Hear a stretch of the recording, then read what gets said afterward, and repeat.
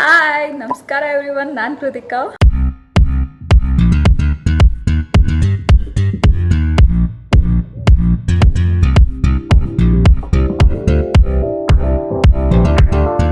So ನಾನು ಈ video ಯಾಕೆ ಮಾಡ್ತಾ ಇದ್ದೀನಿ ಅಂದರೆ someone in comment section ask about my KCT ranking.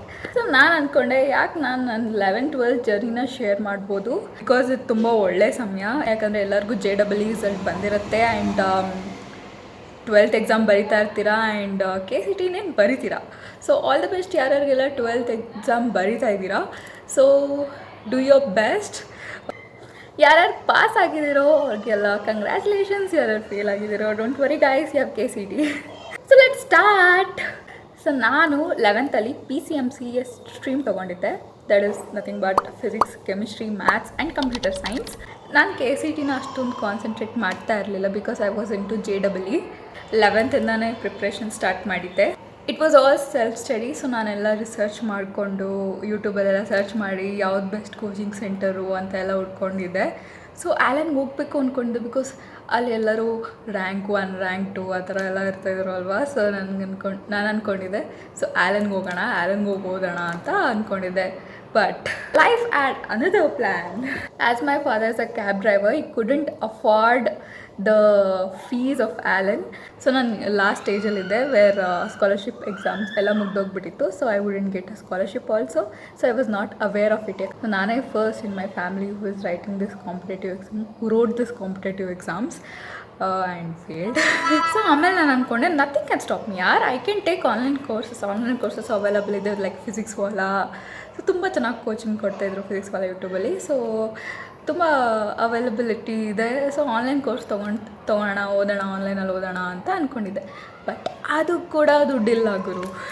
So ಆಮೇಲೆ ಡಿಸೈಡ್ ಆದೆ ದಟ್ಸ್ ಓಕೆ ಯಾರ್, ಸೆಲ್ಫ್ ಸ್ಟಡಿ ಮಾಡೋಣ, ಏನೋ ದಬಾಕೋಣ ಅಂತ ಅಂದ್ಕೊಂಡೆ. ನಾನು ಓದ್ತಿದ್ದ ಕಾಲೇಜಲ್ಲಿ 30,000 ಫೀಸ್ ಸ್ಟ್ರಕ್ಚರ್ ಇತ್ತು. ಬಟ್ 17,000 ಮಾಡಿಕೊಂಡ್ರು because I was a distinction student ಅಂತ. ಫಸ್ಟ್ PU ಎಲ್ಲ ಬಿಂದಾಸ್ ಇತ್ತು, ಎಲ್ಲ ಚೆನ್ನಾಗಿ ಓದ್ತಾ ಇದ್ದೆ. ಸೆಲ್ಫ್ ಸ್ಟಡಿನೂ ಚೆನ್ನಾಗಿ ಆಗ್ತಾಯಿತ್ತು, ಚೆನ್ನಾಗಿ ಮ್ಯಾನೇಜ್ ಆಗ್ತಾಯಿತ್ತು. So everything was good, teacher was good, everything was fun.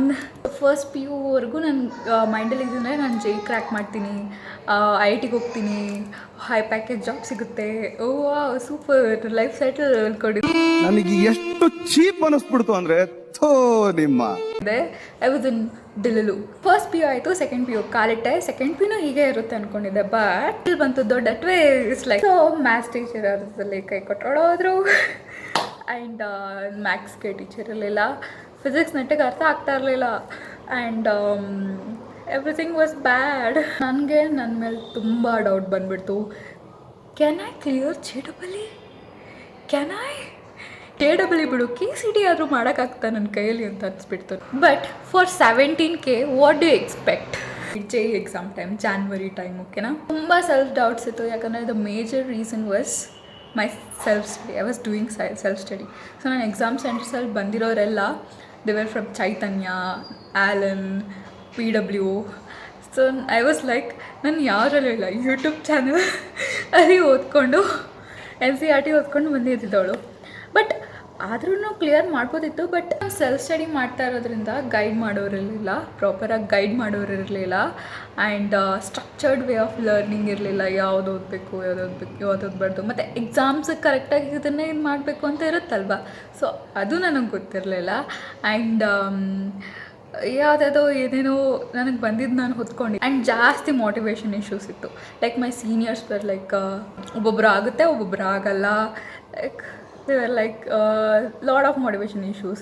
So ಬೇರೆಯವ್ರು ಬಿಟ್ಬಿಡಿ, ಬಟ್ ನನ್ನಲ್ಲೂ ಕೂಡ ಮೋಟಿವೇಶನ್ಸ್ ತುಂಬ ಕಡಿಮೆ ಇತ್ತು. ಬಿಕಾಸ್ ನಾನು ಆ ರೇಂಜಿಗೆ ಪ್ರಿಪೇರ್ ಆಗಿದ್ದೆ but not like JEE level ಆಗಿದೆ. ನನಗೆ JEE ಎಕ್ಸಾಮ್ ಬಂದಮೇಲೆ ಗೊತ್ತಾಯಿತು. ಸೊ ಇಷ್ಟೆಲ್ಲ ಇಶ್ಯೂಸ್ ಇಟ್ಕೊಂಡು ಎಕ್ಸಾಮ್ ಸೆಂಟರ್ ಒಳಗಡೆ ಎಂಟ್ರಿ ಆದೆ.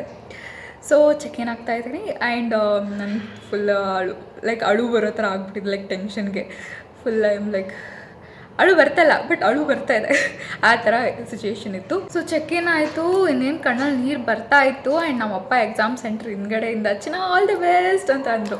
So that gave me lot of motivation. I wanted ಇಷ್ಟೆಲ್ಲ ಮೋಟಿವೇಶನ್ ಇಶ್ಯೂಸ್ ಇದೆ ಅವ್ರಿಗಾಗಿ ಐ ಶುಡ್ ಕ್ರ್ಯಾಕ್ ಇಟ್ ಯಾರ್, ಐ ಶುಡ್ ಡೂ ಇಟ್ ಅಂತ ಅಂದ್ಕೊಂಡು ಬಂದೆ.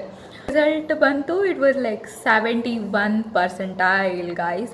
ಸೊ ನಾನು ಆ ಟೈಮಲ್ಲಿ ಫುಲ್ ಖುಷಿ ಆಗೋದೆ, ಯಾಕಂದರೆ ನನಗೆ ಗೊತ್ತಿಲ್ಲ ಕಟ್ ಆಫ್ ಇರುತ್ತೆ, ಅದಿರುತ್ತೆ, ಕ್ಯಾಸ್ಟಸ್ ಮೇಲೆ ಈ ಥರ ಕಟ್ ಆಫ್ ಇಕ್ತಾರೆ, ಆವಾಗ ನೀನು ಕ್ವಾಲಿಫೈ ಆಗೋದು ಅಂತ ನನಗೆ ಒಂಚೂರು ಐಡಿಯಾ ಸಹ ಇರಲಿಲ್ಲ. ನನಗೆ ಎಕ್ಸಾಮ್ ಬಗ್ಗೆ ನಾಲೆಜ್ ಇರಲಿಲ್ಲ. That was my first drawback. Okay, ನಮ್ಮ ಎಕ್ಸಾಮ್ ಬಗ್ಗೆ ನಾಲೆಡ್ಜೇ ಇರಲಿಲ್ಲ. ಯಾಕಂದರೆ ನಮ್ಮ ಟೀಚರ್ಸ್ ಅಷ್ಟೊಂದು ಜೆ ಬಗ್ಗೆ ಹೇಳ್ತಾ ಇರಲಿಲ್ಲ. They were always telling about KCT ಅದ್ರ ಬಗ್ಗೆ ಹೇಳ್ತಿದ್ರು, ಜೆ ಬಗ್ಗೆ ಏನೂ ಹೇಳ್ತಿರಲಿಲ್ಲ. ಆ್ಯಂಡ್ ನನಗೆ ಸ್ಪೆಷಲ್ಲಾಗಿ ಆಡ್ ಒನ್ ಔಟ್ ಥರ ಕಾಲೇಜಲ್ಲಿ ಜೆ ಬಗ್ಗೆ ತುಂಬ ಇಂಟ್ರೆಸ್ಟ್ ಇತ್ತು.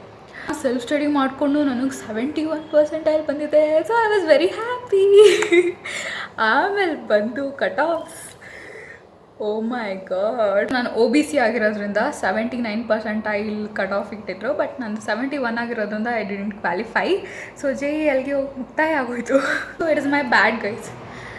ಪರವಾಗಿಲ್ಲ, ಇನ್ನೂ ಮೋಟಿವೇಶನ್ ಇತ್ತು ನನಗೆ, ಯಾಕಂದರೆ KCT ಇದೆ, ಪರವಾಗಿಲ್ಲ, ಇದು ಆಯ್ತಾ KCT ಇದೆ, ರಿಲ್ಯಾಕ್ಸ್ ಕೃತಿಕಾ ಅಂತ ಅಂದ್ಕೊಂಡೆ.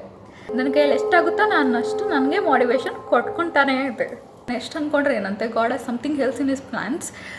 2024 KCT ಹೆಂಗಾಯ್ತು ಅಂತ ನಿಮಗೆಲ್ಲ ಗೊತ್ತೇ ಇದೆಯಲ್ಲ, out of syllabus questions and out of syllabus ಆದರೆ ನಾನು ಅಟೆಂಡ್ ಮಾಡಿದ್ದೆ, ಬಟ್ ನಾನು ಹಣೆ ಬರ ಅದೆಲ್ಲ ರೀಸನ್ಸ್ ಕೊಡಬಾರ್ದು, ಓಕೆನಾ, ಅದೆಲ್ಲ ಚೆಂದ ಇರಲ್ಲ.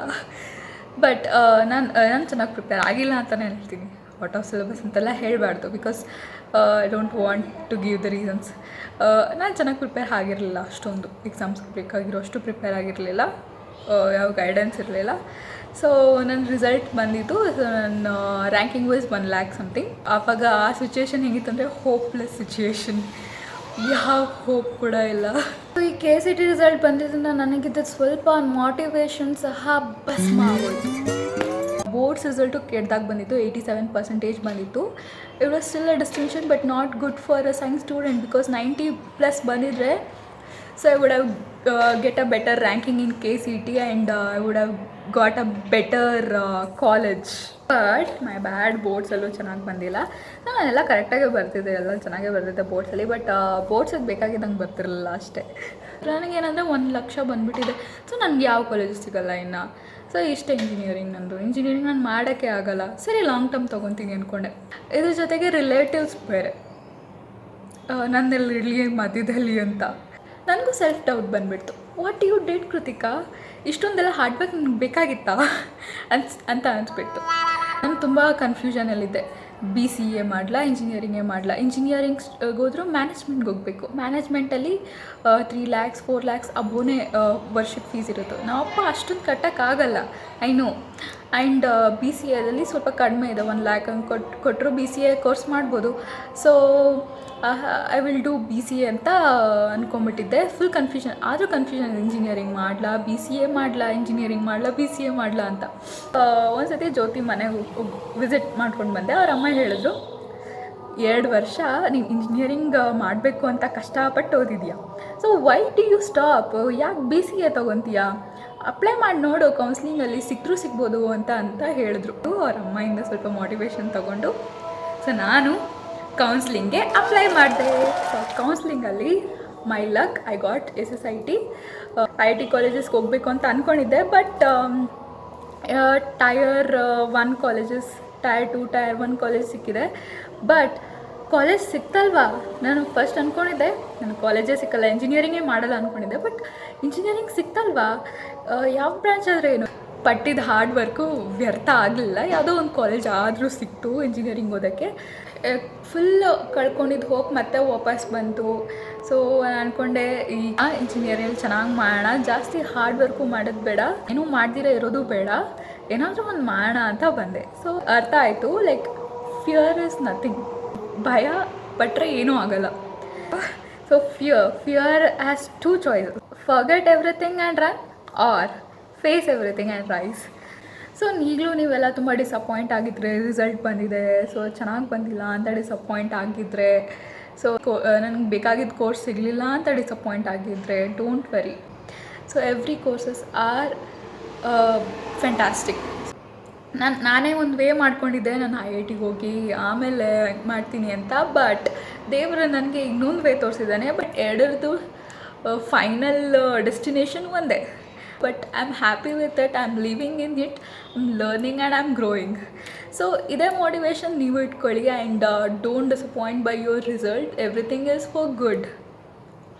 So you are your big strength. ಯಾರು ಏನೇ ಅಂದ್ರೂ ತಲೆಗೆ ಹಾಕ್ಕೊಳ್ತೀರಾ.